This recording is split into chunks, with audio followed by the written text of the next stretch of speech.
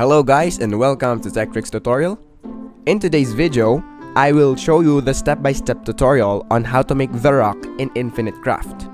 So by the end of this video, you'll learn how to do them. So without further ado, let's get into it. So the first thing that we're going to do is to combine earth and water to create a plant, then combine it with wind to create dandelion, then combine two plants to create a tree, then after that combine it with dandelion to create a wish. After that combine tree and wish to create money. After that combine two dandelion to create dandelion patch, then combine it with wind to create seeds. After that combine it with fire to create popcorn.